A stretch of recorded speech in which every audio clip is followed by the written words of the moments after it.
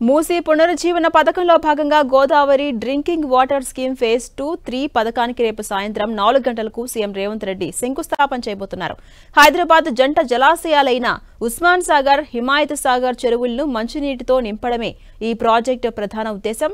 7,360 కోట్ల రూపాయలతో ప్రభుత్వం ఈ ప్రాజెక్టును చేపడుతోంది.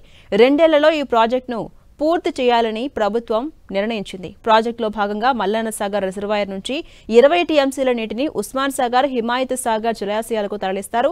మూసీ పునరుజ్జీవానికి 2.5 టీఎంసీలు, మిగతా 17.50 టీఎంసీలు హైదరాబాద్ తాగునీటి అవసరాలకు వినియోగిస్తారు. హైదరాబాద్ తాగునీటి అవసరాలు తీర్చేందుకు ప్రతిరోజు నల్లా నీటిని సరఫరా చేసేందుకు ఈ ప్రాజెక్టును లక్ష్యంగా ఎంచుకుంటారు.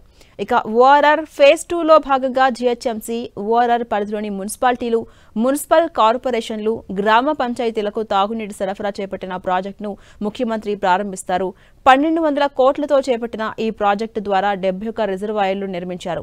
కోకాపేట్ లేఅవుట్ సమగ్ర అభివృద్ధి, నియోపోలిస్ సెస్కు తాగునీరు, 298 కోట్లతో మురుగునీటి వ్యవస్థను అభివృద్ధి చేసే ప్రాజెక్టుకు కూడా ముఖ్యమంత్రి శంకుస్థాపన చేస్తారు.